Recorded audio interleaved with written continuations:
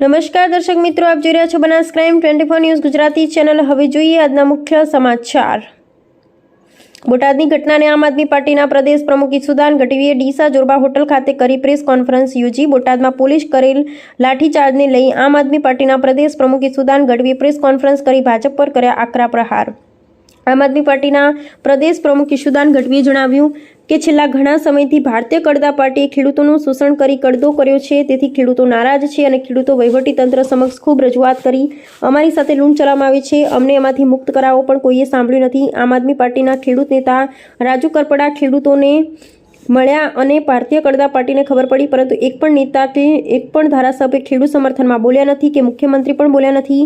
તમે ખેડૂતો ઉપર લાઠીચાર્જ કરી આમ આદમી પાર્ટી ઉપર આરોપ મૂકો છો। આમ આદમી પાર્ટીને બદનામ કરવાનું ષડયંત્ર ભારતીય કડદા પાર્ટી કર્યું।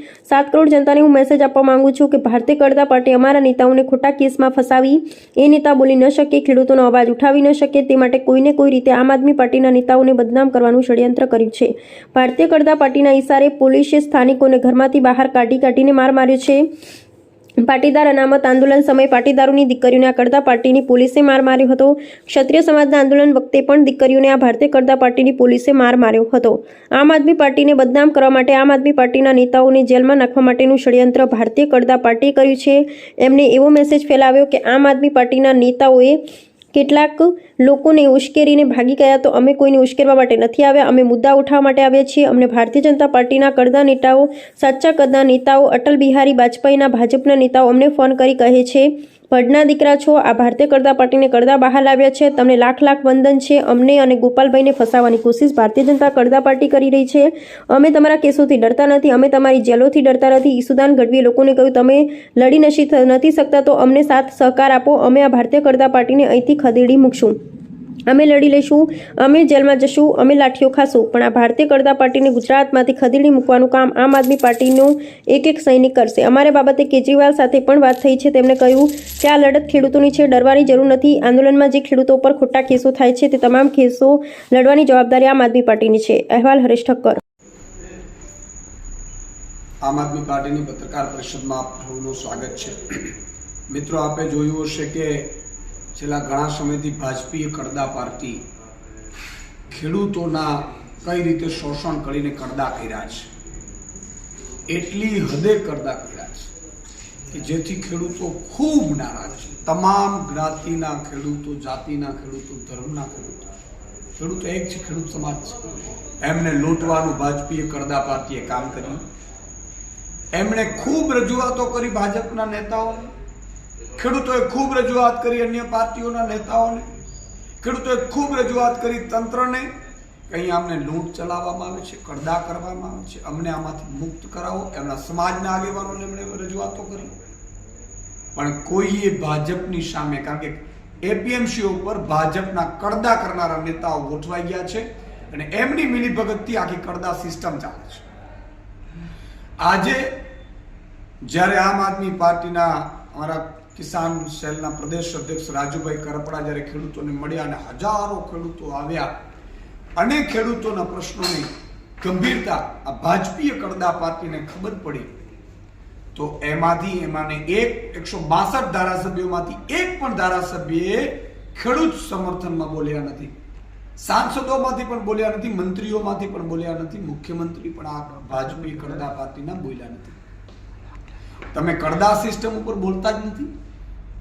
કડદા સિસ્ટમ ઉપર તમે ખેડૂતો ઉપર પોલીસ લાઠીચાર્જ કરીને તમે આમ આદમી પાર્ટી ઉપર આરોપ મૂકો છો કે આમ આદમી પાર્ટીએ વેરા કર્યું। આમ આદમી પાર્ટીને બદનામ કરવાનું ભાજપીય કડદા પાર્ટીએ ષડયંત્ર રચ્યું છે। ગુજરાતની 7 કરોડ જનતાને એક મેસેજ આપવા માંગુ છું, ખેડૂતોને, ખેડૂત પરિવારમાંથી હશે, અધિકારીઓ, કર્મચારીઓ, ઉદ્યોગપતિઓ, જે ખેડૂતના દીકરા હશે, એ બધાને મારી વિનંતી છે કે ભાજપીય કડદા પાર્ટીએ અમારા નેતાઓને ખોટા કેસોમાં ફસાવી એ નેતાઓ અવાજ ન ઉઠાવી શકે, ખેડૂતોનો અવાજ રૂંધાઈ જાય, ફરીથી કોઈ ખેડૂત સામે ન આવે, ખેડૂત બહાર ન આવે, એવું ષડયંત્ર કરી આમ આદમી પાર્ટીને કોઈના કોઈ રીતે એના નેતાઓને બદનામ કરવાનું કામ ભાજપીય કડદા પાર્ટીએ શરૂ કર્યું છે। ભાજપીય કડદા પાર્ટીએ ગઈકાલે તમે જુઓ વિડીયો એક બહાર આવ્યો છે, ભાજપીય કડદા પાર્ટીના ઈશારે પોલીસે સ્થાનિકોના ગ્રામજનોને ઘરમાંથી કાઢી કાઢીને માર માર્યો છે. આવી જ રીતે પાટીદારના આંદોલનના સમયે પાટીદારોની દીકરીઓને આ ભાજપી કડદા પાર્ટીની પોલીસે માર માર્યો હતો. તમે જુઓ, છત્રીસ સમાજના આંદોલન વખતે પણ છત્રીસ સમાજની દીકરીઓને આ ભાજપી કડદા પાર્ટીના પોલીસે માર માર્યો હતો. આજે આમ આદમી પાર્ટીને બદનામ કરવા માટે, આમ આદમી પાર્ટીના નેતાઓને જેલમાં નાખવા માટેનું ષડયંત્ર ભાજપી કડદા પાર્ટી કર્યું છે. અચ્છા, એમણે એવો મેસેજ ફેલાવ્યો કે આમ આદમી પાર્ટીના નેતાઓ ભાગી ગયા. આમ આદમી પાર્ટીના નેતાઓ કેટલાક લોકોને ઉશ્કેરીને ભાગી ગયા. અમે કોઈ ઉશ્કેરવા માટે નથી આવ્યા, અમે મુદ્દા ઉઠાવવા માટે આવ્યા છીએ. અને ભાજપી કડદા પાર્ટી, તમે આ ષડયંત્ર રચ્યું હોય મિસગાઈડ કરવાનું, લોકોને મિસગાઈડ કરવાનો, તો એ વાત કાન ખોલીને સાંભળી લો. ભાજપના અદના કાર્યકર્તાઓ, નીચેના અદના કાર્યકર્તાઓ, સાચા હોદ્દેદારો, અટલ બિહારી વાજપેયીના ભાજપના નેતાઓ અમને ફોન કરીને એમ કહે છે કે તમે ભણના દીકરાઓ, આ ભાજપી કડદા પાર્ટી અમારી છે, એના કડદાને બહાર લાવ્યો, એના માટે લાખ લાખ અભિનંદન. આ લડાઈ ખેડૂતોની છે, આ લડાઈ આમ આદમી પાર્ટીની નથી. અમે કોઈ પોલિટિકલી લાભ લેવા નથી માંગતા. અમારું ઉદ્દેશ્ય છે ને, એટલે જ મેં નક્કી કર્યું છે કે ગુજરાતની તમામ એપીએમસીમાં અમારી ટીમો બનશે. હેલ્પલાઇન નંબર જાહેર કર્યો છે અને એમાંથી પણ ઢગલાબંધ ફોન આવી રહ્યા છે અને આગામી સમયમાં ત્યાં પણ લડત ચલાવશે.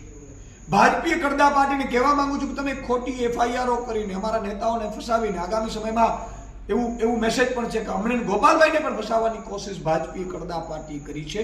તો અમે તમારા કેસોથી ડરતા નથી, અમારે તમારા જેલોથી ડરતા નથી. તમારામાં તાકાત હોય એટલું કરી લેજો. પણ ગુજરાતની જનતાને કહેવા માંગુ છું કે તમે રસ્તા ઉપર ઉતરી નથી શકતા, તમે રસ્તા ઉપર લડી નથી શકતા, તમે લડવાની જરૂર પણ નથી. ભાજપી કડદા પાર્ટીને અમે ખદેડી મૂકશું ગુજરાતમાંથી. બસ અમને તમારો સાથ જોઈએ છે, અમને તમારો સહકાર જોઈએ છે. અમે લડી લેશું, જેલમાં અમે જાશું, લાઠીઓ અમે ખાશું. ભાજપી કડદા પાર્ટીને આ ગુજરાતમાંથી ખદેડી મૂકવાનું કામ આમ આદમી પાર્ટીના એક સૈનિક કરશે. પણ મારી આપ સૌને વિનંતી છે કે ભાજપી કડદા પાર્ટીએ ષડયંત્ર રચ્યું છે, બદનામ કરે છે ત્યારે આમ આદમી પાર્ટીને. આમ આદમી પાર્ટીએ તોફાન કરાવડાવ્યા, આમ આદમી પાર્ટીએ લોકોને છોડી મૂક્યા. કોઈ છોડ્યું નથી. ગત રોજ અમારી આમ આદમી પાર્ટીનું પ્રતિનિધિત્વ મંડળ હેમંત ખવાની આગેવાનીમાં સાગરભાઈ, રાજુભાઈ સોલંકી સહિતના આગેવાનો ગયા હતા. 15 લોકોનું વકીલોની ટીમ પણ ત્યાં કાલે હાજર હતી. અને એ લોકોએ માનનીય અરવિંદ કેજરીવાલજીને ફોન ઉપર અમારે નેતાશ્રીએ વાત કરાવડાવી છે. અરવિંદ કેજરીવાલજીએ પણ ખાતરી આપી છે આ ખેડૂતોની લડાઈ છે. અરવિંદ કેજરીવાલજી, કિશુદાન ગઢવી, રાજુ કરપડાની, પ્રવીણ રામની નથી. આ લડાઈ ખેડૂતોની છે. ખેડૂતો દરેક સમાજના છે. દરેક સમાજના ગરીબો, વંચિતો, શોષિતોની લડાઈ છે. અને એ લડાઈ ખેડૂતોની કોઈ લડતા નહોતા. આમ આદમી પાર્ટી તો માત્ર નિમિત્ત બની છે. અને અહીંયાથી કેસોથી કે ભાજપની ધમકીઓથી ડરવાના નથી, લડવાના છીએ. તો માનનીય અરવિંદજીએ પણ ખાતરી આપી છે કોઈએ ડરવાની જરૂર નથી. વકીલો પણ, ગામવાસીઓને પણ કહીએ છીએ જે લોકોને ઉપર કેસ થયા છે એમનો પણ આમ આદમી પાર્ટી નીચલેની કોર્ટ હશે, હાઈકોર્ટ હશે કે સુપ્રીમ કોર્ટ સુધી હશે, એ તમામ જવાબદારી કેસો લડવાની આમ આદમી પાર્ટીની છે. આજે આમ આદમી પાર્ટીના નેતાઓને ફસાવવાની કોશિશ કરી છે. ફંડ બહારથી લાવે છે. એટલે ફંડ તો હજારો કરોડનો તમારે પાસે છે. અમે તો ગરીબ પાર્ટી છીએ, સામાન્ય લોકોની પાર્ટી છીએ. અમે કોઈ મુખ્યમંત્રીના દીકરા નથી. અને તમે એમ કહેવા માંગો છો કે કોઈ ખેડૂતોનો અવાજ ન બનતા, કોઈ ખેડૂતોની કડદા વિશે બોલતા નહીં, કોઈ ખેડૂતોનું કડદા વિશે બોલે અને જેલમાં નાખીને ડરાવીને ધમકાવીને તમે અટકાવવા માંગો છો. અમે ચૂપ બેસવાના નથી, ખેડૂતોનો અવાજ દબાવવાનો નથી જ્યાં સુધી ખેડૂતોની સરકાર નહીં બને. અને એટલા માટે અમે નક્કી કર્યું છે કે જે રીતે પોલીસે અત્યાચાર કર્યો ભાજપી કડદા પાર્ટીના કહેવાથી, એ પોલીસ વિરુદ્ધ પણ અમે કાલે ફરિયાદ કરી છે. પોલીસે જે અત્યાચાર કર્યો એની વિરુદ્ધ પણ ફરિયાદ કરી છે. અને તમે જુઓ, પોલીસે પરમિશન નથી લીધી એવું કીધું. જો પોલીસે પરમિશન ના લીધી હોય તો સામાન્ય રીતે એવું હોય છે કે તમે સભા ચાલી રહી છે, સભા થવા દો, સભા થયા પછી જે આયોજકો છે એ આયોજકોને તમે કેસ કરો. આયોજકો ઉપર કાંઈ વાંધો નહીં, અમારા ઉપર કેસ કરો, ખોટી રીતે તમે સભાનું આયોજન કર્યું છે. પણ નહીં, પોલીસ ભાજપીય કડદા પાર્ટીના નેતાઓના કહેવાથી, એના ઈશારાથી હેલ્મેટ પહેરીને, ટીયર ગેસના સેલ લઈને, આખી રાઇફલો લઈને, કાફલા સાથે, પૂરા ષડયંત્ર સાથે માહોલ બગાડવા માટે, ખેડૂતોનો કોઈ અવાજ ઉઠે નહીં, ખેડૂતોનો કોઈ અવાજ બને નહીં, એટલા માટે થઈને પૂરી તૈયારી સાથે આવ્યા.